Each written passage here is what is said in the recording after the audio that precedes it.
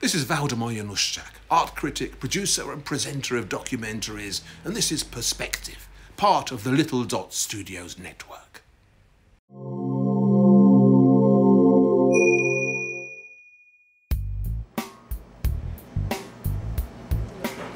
May I have some more coffee, please?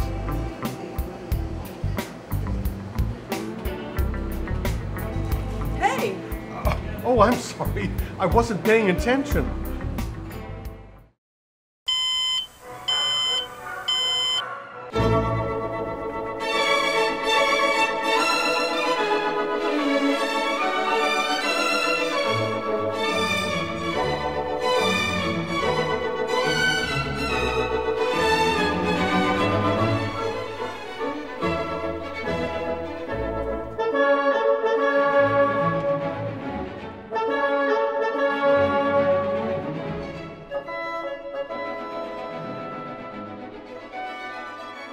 You know, paying attention isn't easy. Our minds are constantly racing, processing the thousands of things that are happening in our lives. Today, we seem to be busier than ever. So why on earth would we give our undivided attention to a piece of music of any length that has no words, no music video to go with it? What's the payback? What's in it for us? Before you try to answer, we'd like you to think about where we've been in the previous episodes of Fall in Love with Music. We've explored some aspects of each of the elements of music, or Rimph de Tiff. And we've learned that in order to receive the most from any listening experience, we must allow our receptors, really our whole being, to take in the information being transmitted to us in the rhythms, melodies, textures, harmonies, dynamics, timbres, and form of the music being played. Believe me, developing the habit of perceptively listening is not nearly as labor-intensive or time-consuming as learning to play the violin. And the good news is that we can all learn to be virtuoso listeners, even if we can't all learn to be virtuoso pianists, cellists, or guitarists. And now, we'd like to ask you to listen and apply the things you've learned to a little more than 6 minutes of wordless music. But to do that, we'll need you to come along and meet some friends.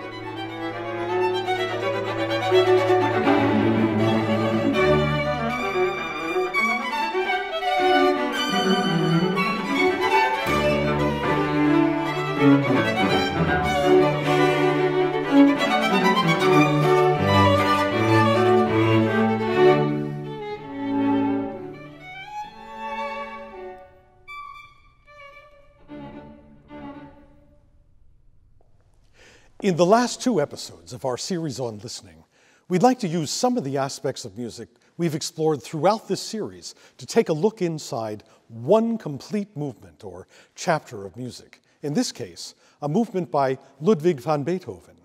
You know him, of course, for the famous...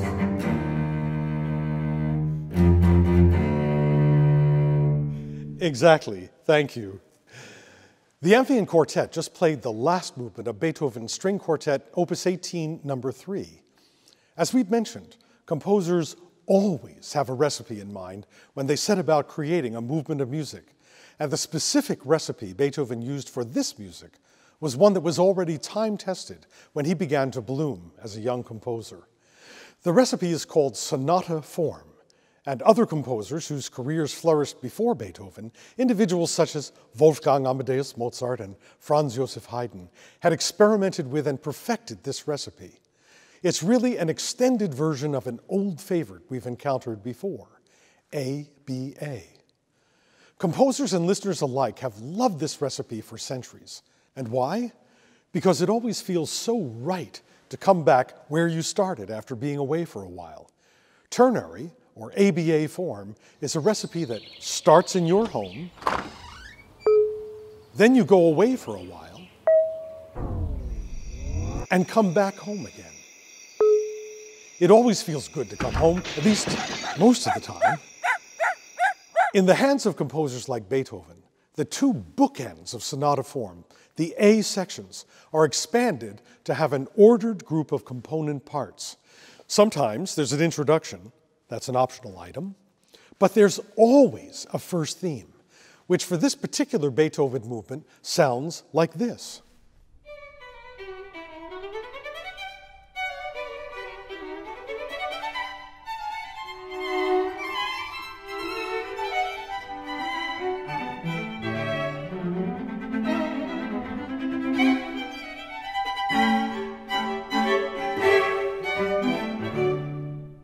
By the way, any resemblance between this melody and El Jarabe Tapatio, also known as the Mexican hat dance, is strictly coincidental. But let's listen to the first theme again.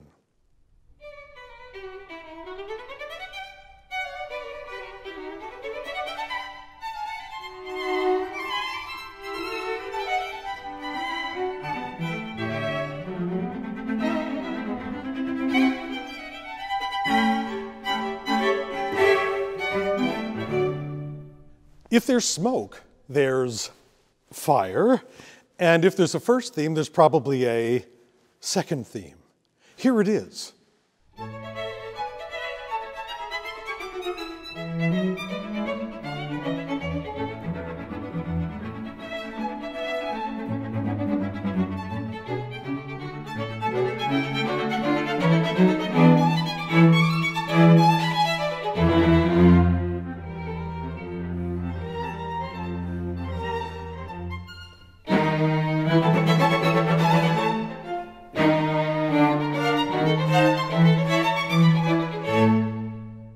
And just so we sense the difference between these two themes, we'll ask Katie to play just the beginning of the first theme.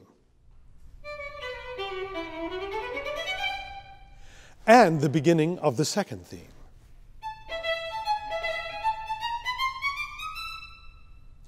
Now, composers don't like to jump directly from their first theme to their second theme, especially since these themes are usually in different keys and often have very different characters. So they write transitions. We like to think of transitions as musical mayonnaise. A transition is a way to transport us from the first theme to the second theme in what feels like a seamless event, just the way mayonnaise fuses the different ingredients in a sandwich. Here's the transition.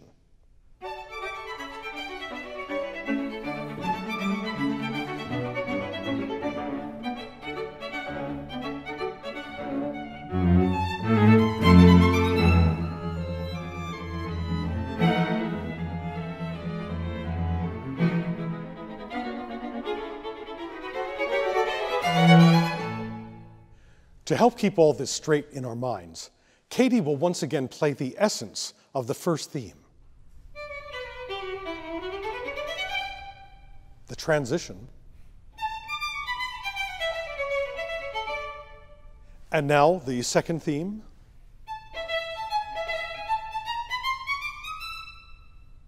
The last component in our expanded A paragraph is the closing section. It kind of figures that composers would want to wrap things up. Listen to Beethoven's closing section.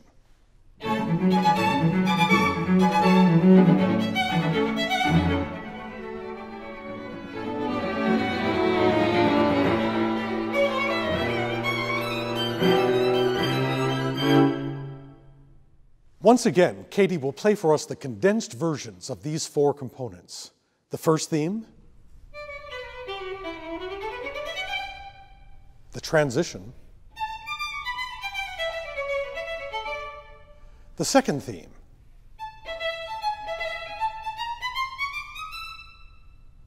and the closing section.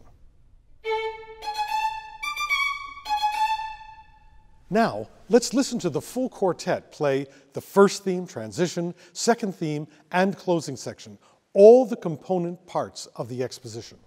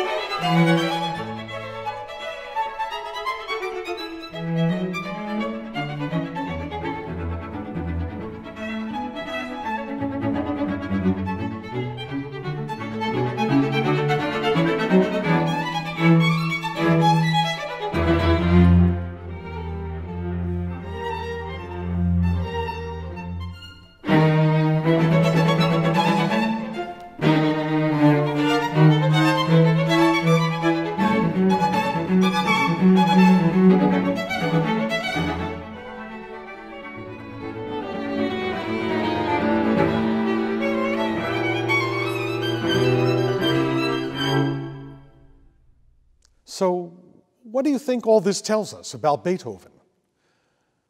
So often, we see visual images of Beethoven in which he looks kind of wild and crazed. And he may very well have been kind of wild and crazed at times. But one of the reasons we can feel so personally endeared to him is that despite his issues, he managed to hang on to his sense of humor. Beethoven had a wonderful sense of humor. And here are some examples. Listen to the first theme again, the way the movement begins.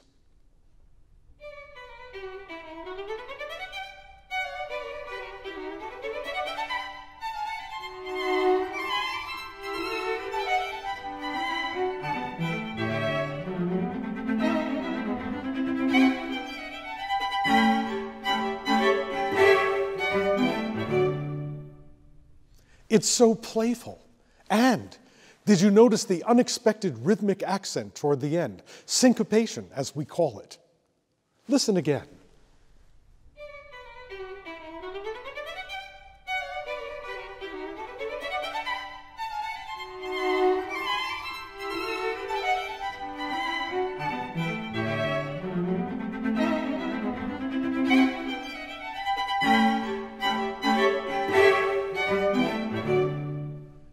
And have you ever been to a classical concert and noticed that someone near you in the audience suddenly, without warning, emits a quiet laugh or chuckle, and you found yourself wondering, what's funny? Well, it was probably a moment in the music like this, the end of the second theme with its sudden changes of direction. It's not unlike when a stand-up comedian does a double take. They could get a laugh out of the audience just by suddenly turning their head and staring with perhaps just an eyebrow lift.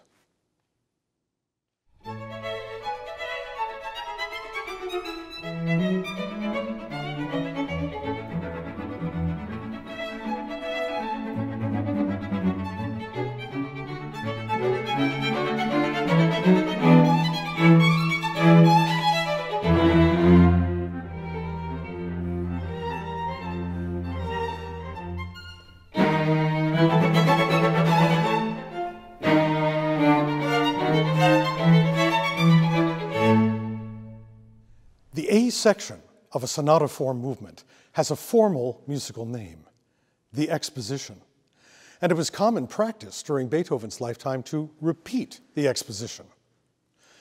Enjoy Beethoven's sense of humor as the members of the Amphion String Quartet play the Exposition twice. To help keep your listening focused on the component parts of the sonata form recipe as they occur, we'll give you some on-screen visuals the first time through. The second time through the Exposition, just watch the members of the quartet and listen along for the ride.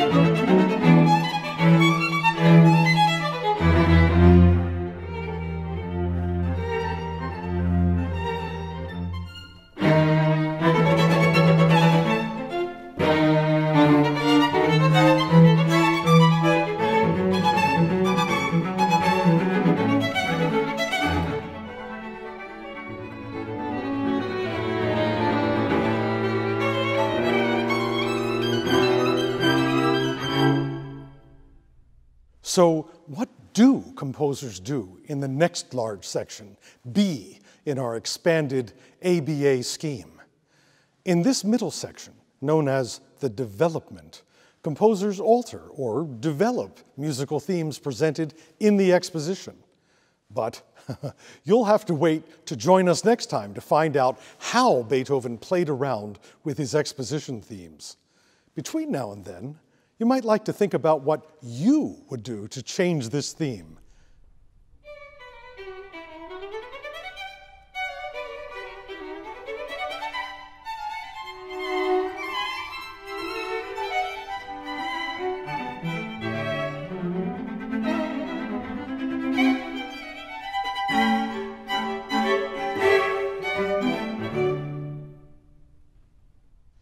We hope you're enjoying becoming an insider regarding this amazing form of communication that we call music.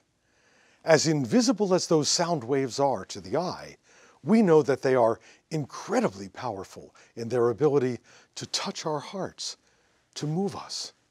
Who would have ever thought that something so intangible could have such a visceral effect on us? So whether it's Bach or Bartók or Beethoven or Brubeck, abstract wordless music penetrates us like an electrical current. I'm George Marriner Maull for the Discovery Orchestra, reminding you to listen better.